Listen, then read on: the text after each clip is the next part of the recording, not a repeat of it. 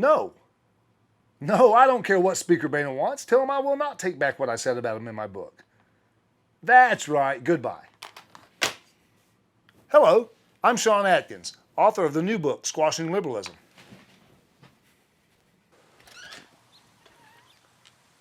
With so much upside-down thinking and irrational behavior out there today, it's easy for those of us whose thoughts still originate north of our anus to understand why we need to dispose of liberalism. And the best way to do that is to always be prepared with, hey, vote for Hillary. A healthy dose of conservatism. My eyes! As a proud father, Marine veteran, outspoken conservative, and concerned American, I wear many different hats.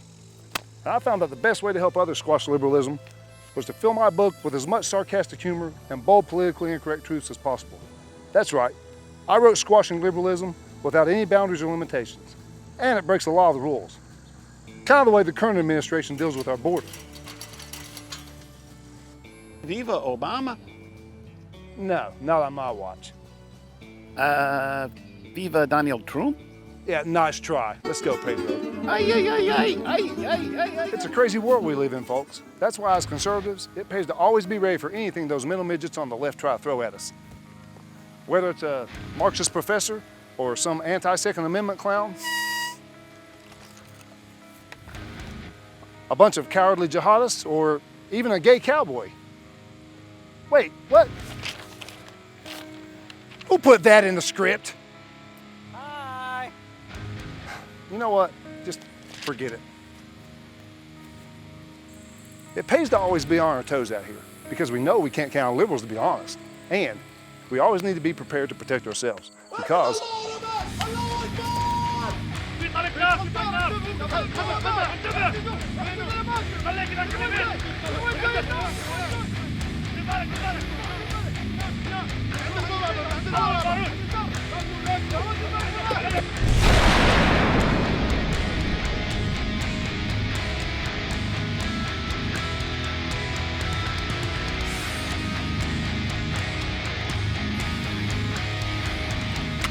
because we can't always count on premature eradication. Well, what do you know?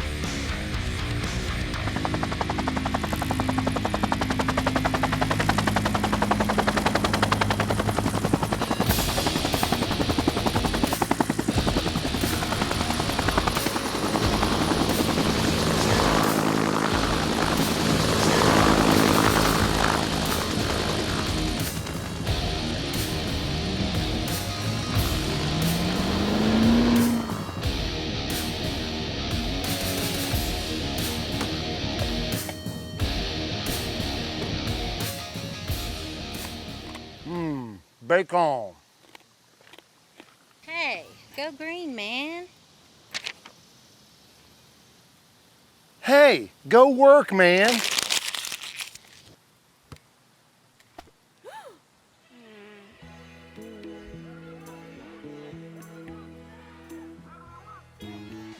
Using the resources God gave us in a responsible manner is just good common sense.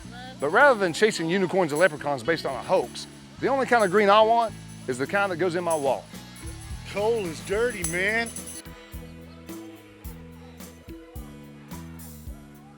It's people like you that are destroying the planet, you stupid mother. Yep, squashing liberalism will arm you with the hard-hitting truths you can use to sock it to those leftist goons, wherever they might be. Hey, you got $1? And if you're like most Americans who are fed up with paying for failed liberal economic policies, Squashing Liberalism is a must-read. Hey, buddy, you know there's a couple businesses down here doing some hiring. Oh, I gotta go. Dang you, Jimmy Carter.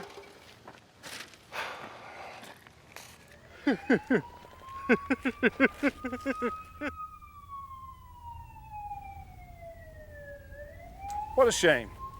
Nevertheless, just simply buying my book will help to squash liberalism. After all, what better way to squash liberalism than to promote capitalism? Oh, geez, you're one of those gun nuts, aren't you? Man, they shouldn't let people like you on the street. Oh, little help, please, please.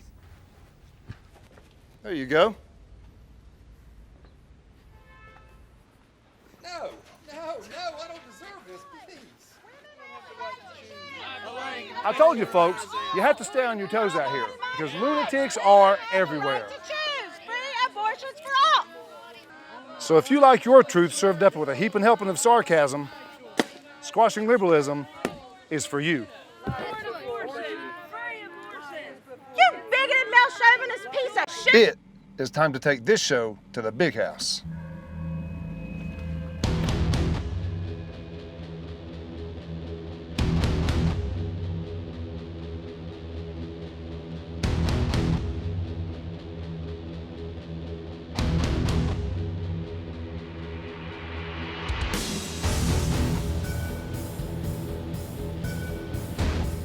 Folks, thanks for joining me on this journey, but it's far from over because there's still plenty of liberalism that needs to be squashed.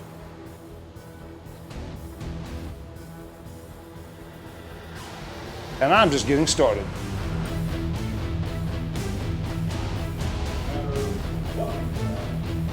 This issue will not be put to rest.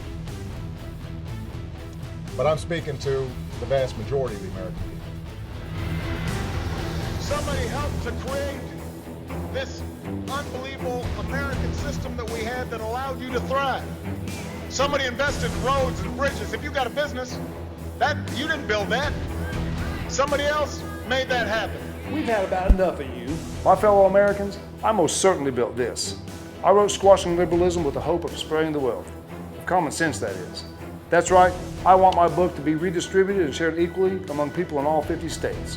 Or 57, according to some Marxist politicians. But you have to buy my book to find out what's in the book. Any questions? Sean, what about the water polo? No actual Hillary supporters, illegal aliens, anti-gun douchebags, tree huggers, or Marxist politicians were injured during the making of this movie. However, it brings us great pleasure to inform you that the two ignorant bastards who blew themselves up are currently burning in hell, wondering where their 72 virgins are, and their smoldering book that was written by the false prophet provided a nice fire to cook more bacon.